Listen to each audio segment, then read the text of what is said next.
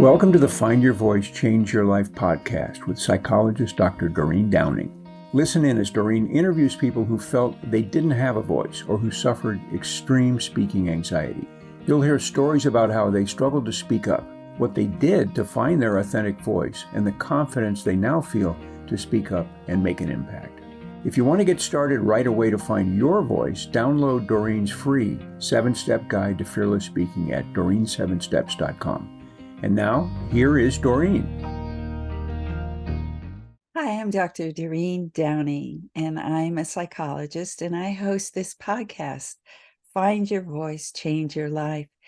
And you could hear already in the tone of my voice how excited I am today to interview and to present to you Harriet Tubman Wright. And there are lots of reasons that I know you're going to enjoy this episode. Hi, Harriet. Hello, I'm happy to be here. I'm glad that we are connecting. Yes, and this is actually the first time we've had a face-to-face conversation, and that's what I do on podcast usually, is invite people to be more conversational. It's not so much of a selling that she's doing because being who Harriet is a sell. And I'd like to start with the bio you sent me so people do know what you do. So it starts out, Harriet Tubman Wright is an accomplished speaker, storyteller, published author, poet, person-centered expressive arts facilitator, metaphysician, initiated priestess, and elder. Wow. I have to take a big breath because I am infused with the honor of being with you. She guides mature spiritual women to fulfill their passion so they can live healthy, purposeful, prosperous lives doing what they most love, to serve others. She also guides them to develop revolutionary leadership skills to help heal people and the planet. Period. And here we go. We're going to launch our time together, Harriet. But people don't have what I just read. And there's a word that you did that is evolutionary, and then you put the R in front of it, right? So there's revolutionary and evolutionary at the same time. Let's start with that. I studied with Barbara Marx Hubbard several years ago, and she talked about evolutionary change, that we're, as the planet, we're evolving. And because I am Harriet Tubman Wright, revolution, which is about turning, it is about change. Oh, yeah. So I put the R in parentheses because some people might feel, oh, revolutionary, but and be uncomfortable with that. Whether we say evolutionary or revolutionary, the point is that deep transformation is occurring, some of which we can facilitate, some of which we have no control over.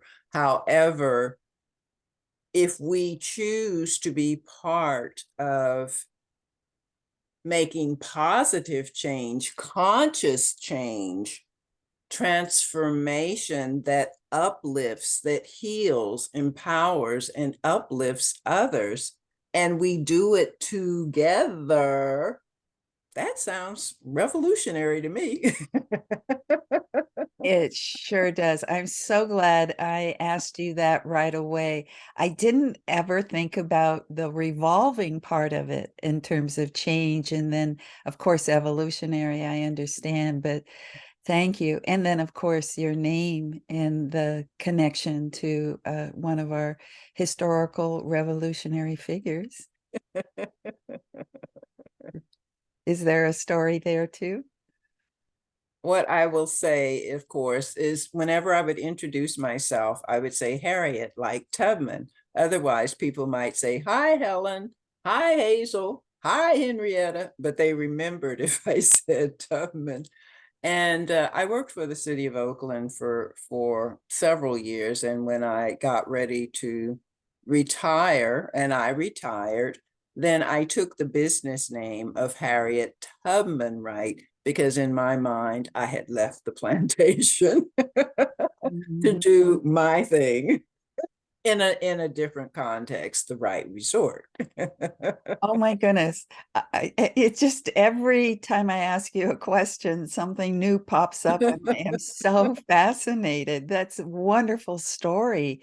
And it does make sense in terms of uh, a lot of the people that I do invite here have been in corporate worlds or companies and haven't really felt like that was a place where they can truly be themselves and have a voice. And so I like the way that you said that you left the plantation and came out on your own. And well, I usually go later to what you do, but tell me what the Harriet Tubman Resort is about before we go into your voice and the struggle. I was fortunate to live in both West and East Africa during the 80s. And I was in Malindi along the coast where I could see the Indian Ocean.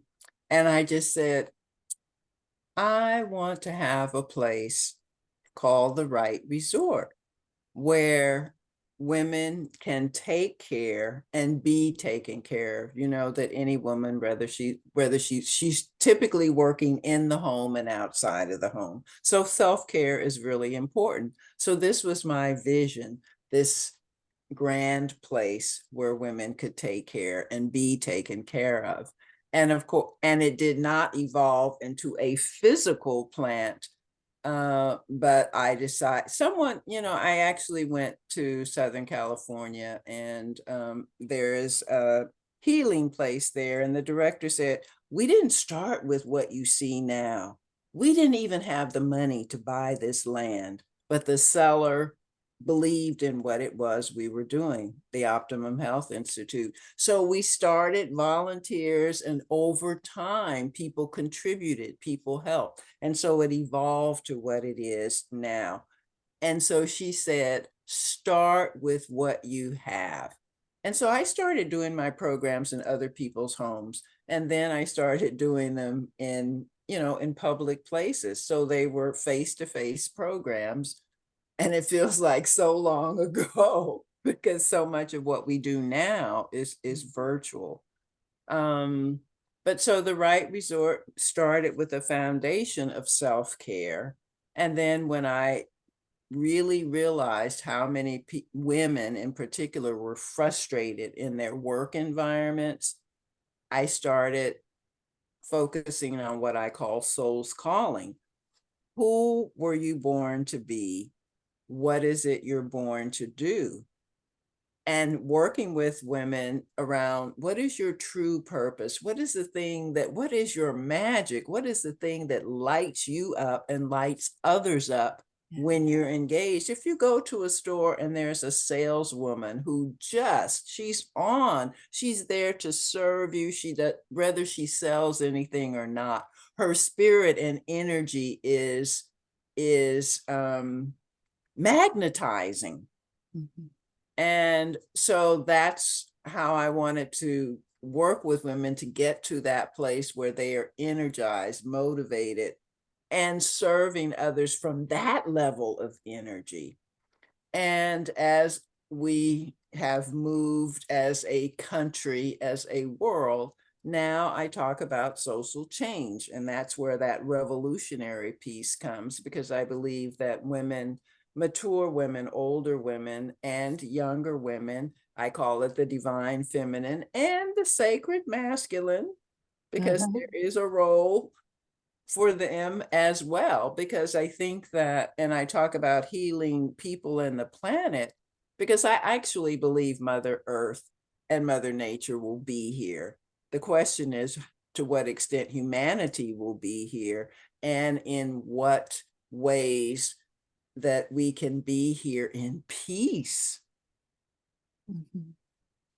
So much of what you're saying is inspirational, comes from deep wisdom, and I just love the idea of the presence and the radiance from within, and that is lining up with who you're here to be, and you already are. It's just coming closer to realizing it, and then having the freedom and the places, like probably the right institute or the right resort to and working with people like you to help bring out the essence of who we are.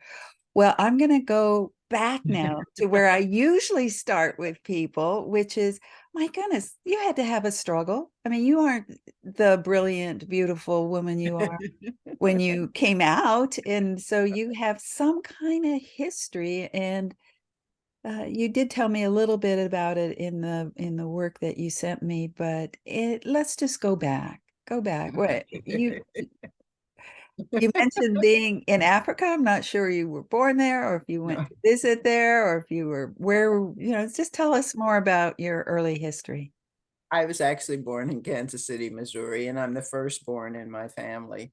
And I have sisters who are 7 years younger, their birthday. And then a brother. So I had a lot of self-care, or not self-care, but responsibility for taking care of them. Yes. And I was I was very, very smart. I was an A student, always on the honor roll. And when I grew up in Oakland, in East Oakland, and went through public schools. And one of the teachers said, "Oh, I think you should run for school president."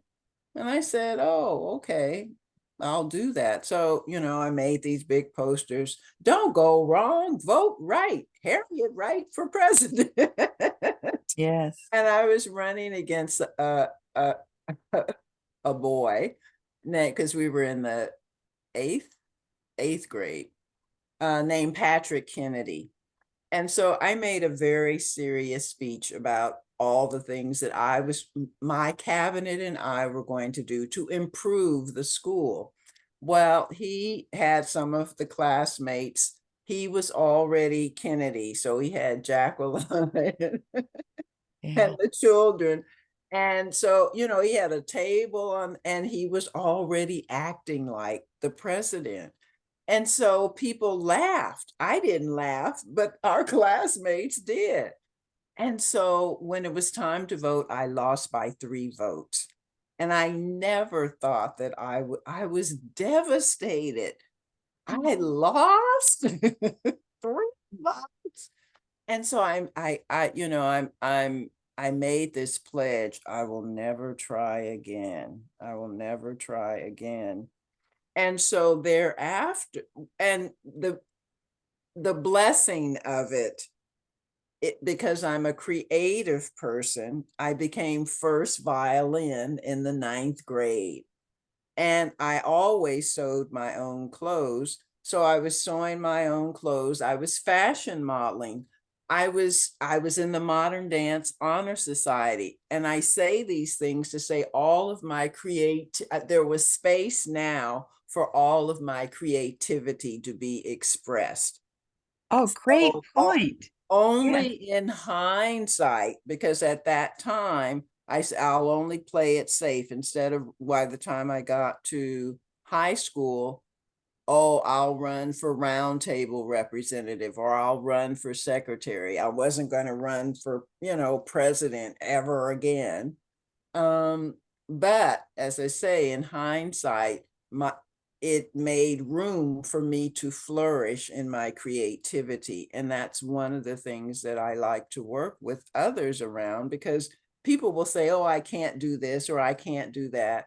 Like, "Oh, I don't know how to paint." Well, you do. You can finger paint.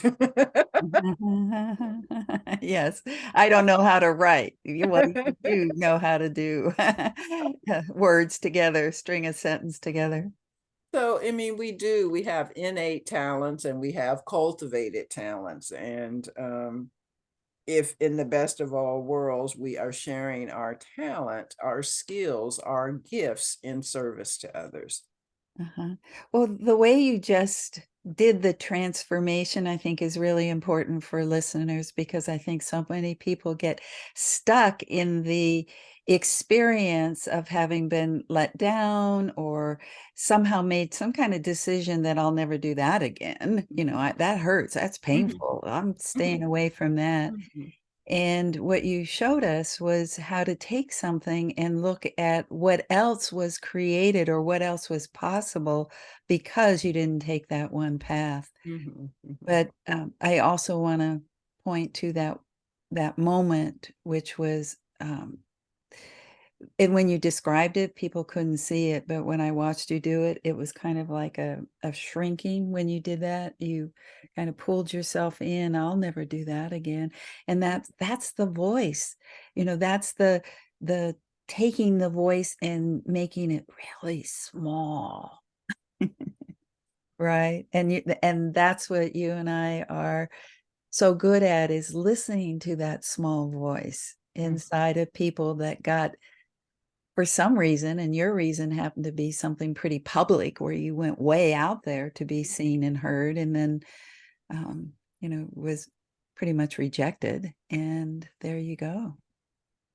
Yeah, it was quite the learning opportunity. And again, I can say that in hindsight. And there are many ways that we can be hurt. I mean, there's a Toastmasters group at my church, and I was very active in Toastmasters and always doing these speeches, and I would always be the first runner up, never the winner.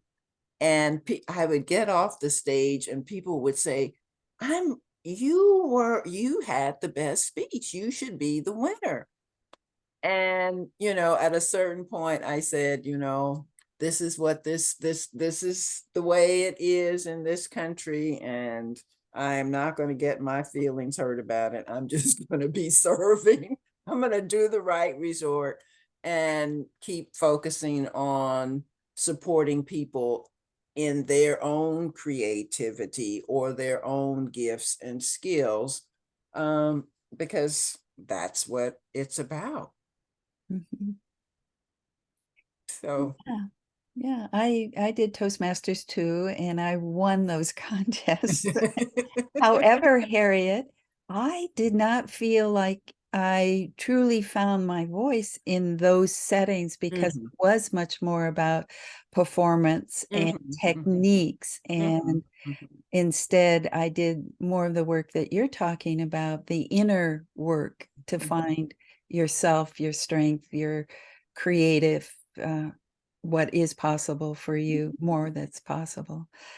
So I'm going to take a brief break and come back, because I have so many more questions about who you are and how you help people. Thank you. If you want to get started right away to find your voice, download Doreen's free 7-Step Guide to Fearless Speaking at doreen7steps.com. Hi, we're back now with Harriet Tubman Wright, and already being blown away by her ability to live in a transformational way so that she can take anything. I can imagine, we haven't gone too far yet, but can take anything that's been negative in her life and transform it into an opportunity. And we hear that that's kind of the message from wise people.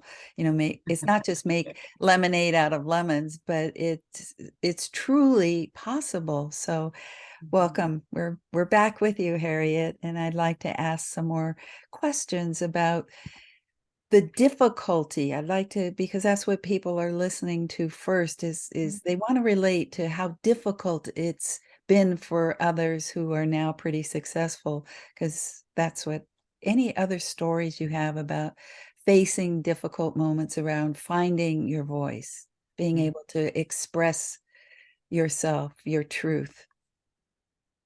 Um, as I said, I grew up in Oakland, and all of the women on my father's side, there was a particular lesson: go to college so you can get a good education, so you can get a good job and you don't have to depend on a man. That was the programming. And every woman on my father's side is single. Um, I do have a son who was born in Kenya, and you know, parenthood uh is another opportunity to transform uh-huh. and to grow. And I realized I had taken responsibility for my sisters and brother, you know, early on, but now I had a different level of responsibility. And that notion of, oh, you better get a job was really, really important. And so I did have various jobs. And then, you know, because that was my responsibility. And I think um when you talk about making lemonade out of lemons, I feel I work with those many people who feel defeated or discouraged, and they can say, oh, that was racism, or oh, that was sexism, or oh, that was, and get caught up in that and be very unhappy in their funk, I will say. And yet there is a higher power, and there is a deeper, you know, what I call that soul knowing that despite these conditions or circumstances, I can still evolve, I can still serve, I can still be happy being who I was born to be, doing what I was born to do. And that's where the coaching or the mentoring or the guiding comes. And it can come from a spirit, you know, from your spiritual community. It can come from an educational setting. I think the point is um, to know that there is a way, and oftentimes people need support and guidance to go that way, to find the way. There's more than one path. Here are your options, but the most important thing to me is that you have come into this world gifted. Let's discover your gifts. Let us build on your gifts and skills to share, to make a difference in the lives of others. And that makes a difference in your own life. Mhm. Beautiful. And this sharing that you're talking about usually has to do with, if we bring it back to what we're talking about today, voice. Mm-hmm, That in order to voice it, you have to be it. mm-hmm, mm-hmm, mm-hmm. No, it's that's very true. And there are those who are willing to speak and those who are willing to listen. And you can agree or disagree. Well, that I did. listening is what I think you're talking about, is that helping people to listen to their destiny, their soul, their purpose. That takes a deeper kind of listening, right? An inner kind of listening. It is how is it said, that still inner voice, and sometimes it will show up through a dream, Mhm. sometimes it can show up in meditation. But we do have an inner knowing, and we can call it soul or heart. um Sometimes you can be, I can, you know, I can be walking along a nature path, and there is a tree that speaks to me or a rock that speaks to me, and it's like, oh, there is the answer. Or, you know, sometimes when, you know, people are scribbling, or there are answers, there are lessons, there are opportunities. And it's that still inner voice. I think that's a term that Michael Beckwith, that still inner voice. Soul, heart, spirit, whatever you want to call it. The point is, there is that inner knowing. And again, sometimes we have to be supported by others to get to that place. I And love what you're saying around that still inner knowing, because that's not like a voice we hear on the radio or even from those who are around us in groups. Basically, what you also are talking about is the deeper voice within, and that is what you're calling is a knowing. And the to me, what we're going pretty deep here today around the listening and the knowing and the speaking, because if it's silent, who's speaking? How do we hear? What are the, you know what I mean? That's really wonderful to be wandering around in this inner realm of uh, deep knowing and listening, and there's got to be some sense, I guess you might say, of a voice. And as I said, sometimes it can come in a dream. And people are encouraged, write it down. And it can come in meditation. It can come through a song. You might be at a concert listening to a song, and all of a sudden the lyrics of that song wake you up. Yes. Yeah. Yeah. And what you just said too, now we're almost out of time, but I loved what happened right there. And people who aren't watching you, I have to explain that you just said waking up, and you brought your hands up and kind of opened up yourself, right, with this bright, bright smile, waking up.